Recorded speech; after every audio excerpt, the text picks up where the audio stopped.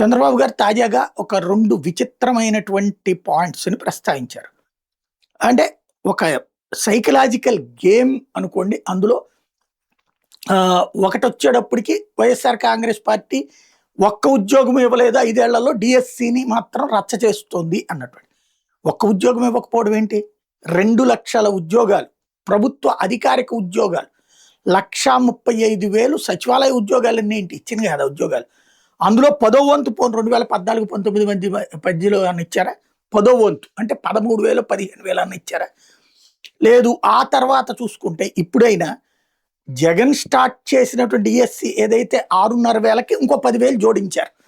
ఇంకొకటి ఇప్పుడు దాంట్లో ఇంత గొడవ వచ్చింది, ఇంత విభేదాలు వచ్చినాయి. సచివాలయ ఉద్యోగాలు ఎట్లా రాలేదు, డాక్టర్ల ఉద్యోగాలు అట్లా రాలేదు, జగన్ ప్రభుత్వ హయాంలో పెట్టినటువంటి ఏ ఉద్యోగానికి అట్లా రాలా. ఇప్పుడు ఇక్కడ వస్తోంది వైసీపీ రైట్ చేయట్లేదు, ఉన్నటువంటి డిఎస్సి అభ్యర్థులే రైట్ చేస్తున్నారు. అది తేడా.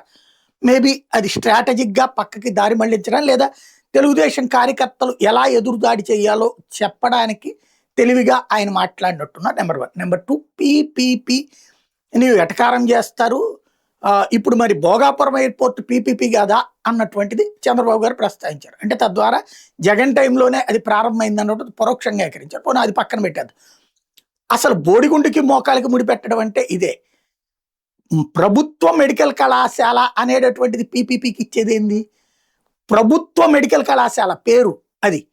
ఇది ప్రైవేటు ఎయిర్పోర్ట్ అనేటటువంటిది ఎక్కడైనా ప్రైవేట్గా ఉంటాయి. గవర్నమెంట్ది గన్నవరం ఉంది, మెయింటెనెన్స్ ఎట్లా ఉంటుందంటే ఉన్నది అంతే.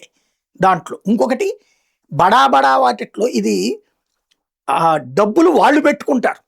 ఇక్కడ మనం కట్టించిన మన డబ్బులతో కట్టించిన కాలేజీని వాళ్ళకి ఇస్తున్నాం. ఈ పీపీపీకి ఆ పీపీపీకి తేడా లేదా?